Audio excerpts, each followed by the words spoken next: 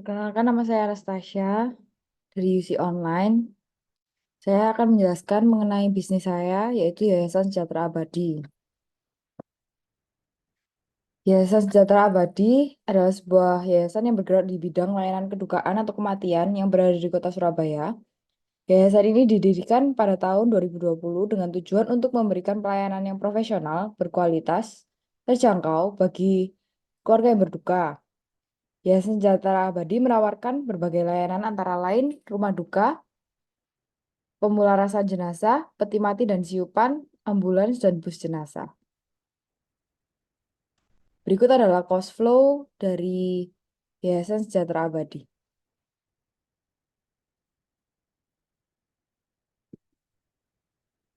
Cost clarification. Klasifikasi biaya terdiri dari beberapa jenis biaya. Jenis biaya yang terdapat pada perusahaan ini yang berdasarkan perilakunya terdiri atas biaya tetap dan biaya variabel.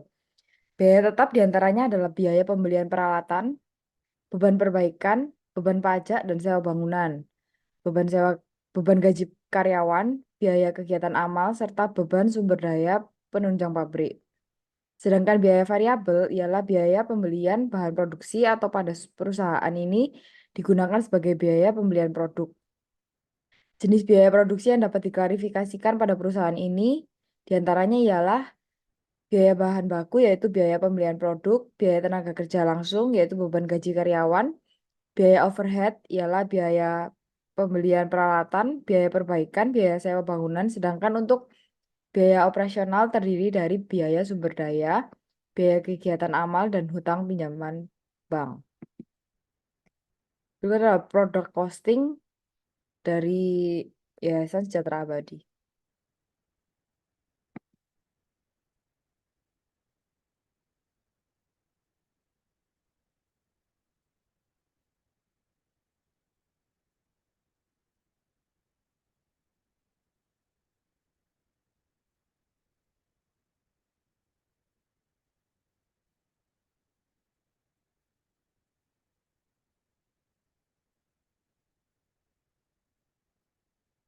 Berikut adalah total biaya stok awal pembelian dan stok akhir.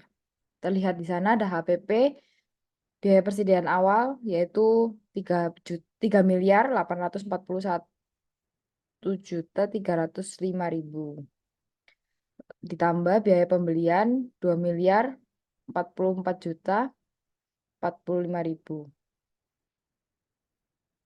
Dikurangi biaya persediaan akhir 2.697.375.000. Totalnya adalah 3.187.975.000. Berikut adalah perhitungan profit, harga jual produk.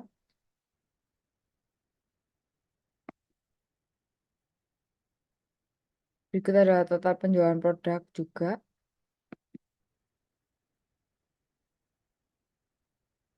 Perhitungan profit. Dari perhitungan tabel 5 dapat diketahui total terjual adalah 4.144.367.500.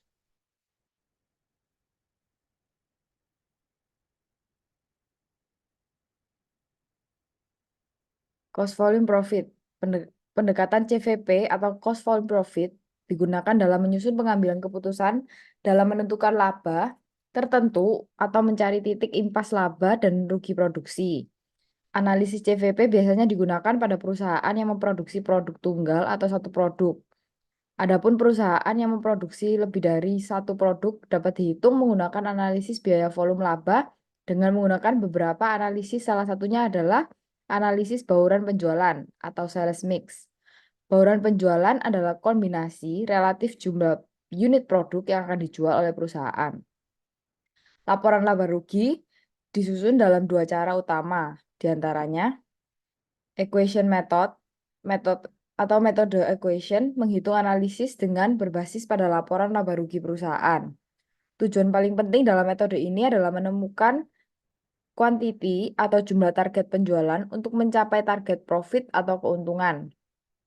Rumus yang dapat digunakan dalam cara ini adalah sebagai berikut. Profit sama dengan unit contribution margin dikali quantity dikurangi biaya tetap. Sehingga dalam menemukan quantity atau jumlah target penjualan dapat diselesaikan dengan menggunakan rumus berikut.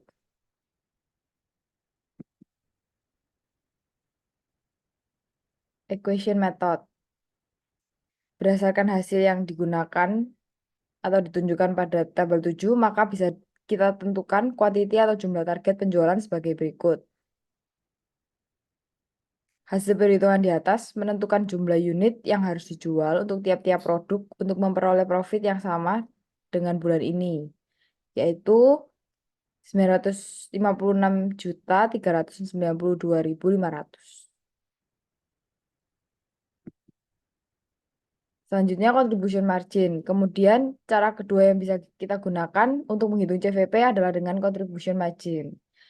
Contribution margin bisa dikatakan adalah selisih antara total penjualan dan total biaya variabel. Oleh karena itu, contribution margin harus melebihi total biaya tetap agar mendapat keuntungan. Rumus yang dapat digunakan dalam menghitung CVP dengan cara ini adalah sebagai berikut. Perusahaan mengalami titik impas atau tidak memiliki laba pada saat penjualan seluruh produk menghasilkan 1.142.916.667. Sehingga dapat disimpulkan untuk menghindari rugi, setidaknya perusahaan harus mencapai penjualan sesuai dengan titik impas penjualan.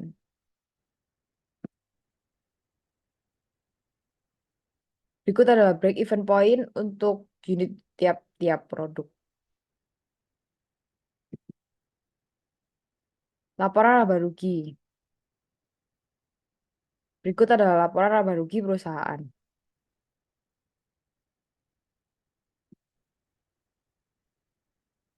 Selanjutnya yaitu laporan laba rugi margin kontribusi perusahaan.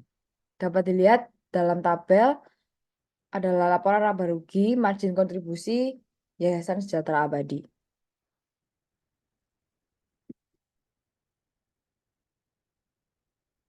Berdasarkan laporan yang telah saya buat sebelumnya, ada beberapa hal yang dapat dilakukan dalam perencanaan penggunaan data perhitungan cost management dalam kegiatan proyek bisnis ke depannya, yaitu menentukan harga jual produk, data perhitungan biaya produksi seperti biaya bahan baku, biaya tenaga kerja, dan biaya overhead pabrik dapat digunakan untuk menghitung pokok produksi atau HPP. Harga pokok produksi ini selanjutnya dapat dijadikan acuan dasar dalam menentukan harga jual produk yang menghasilkan keuntungan bagi perusahaan. Penetapan kebijakan harga jual selain berdasarkan biaya produksi, penetapan harga jual produk juga mempertimbangkan harga pasar dan strategi pemasaran tertentu. Data biaya tetap menjadi acuan dasar dalam menentukan batas bawah harga jual agar perusahaan tidak mengalami kerugian. Selanjutnya, melakukan analisis cost volume profit atau CVP. Data biaya produksi tetap dan variabel dapat dimanfaatkan untuk melakukan analisis CVP. Analisis ini berguna untuk memproyeksikan laba pada berbagai tingkat volume penjualan. Selain itu, analisis CVP juga dapat digunakan untuk menentukan berapa volume penjualan minimal agar perusahaan tidak mengalami kerugian atau di titik impas. Selanjutnya yaitu pengambilan keputusan investasi modal data. Biaya yang telah dihitung secara rinci dapat menjadi pertimbangan penting dalam pengambilan keputusan investasi baru. Misalnya, perusahaan ingin menambah fasilitas produksi baru.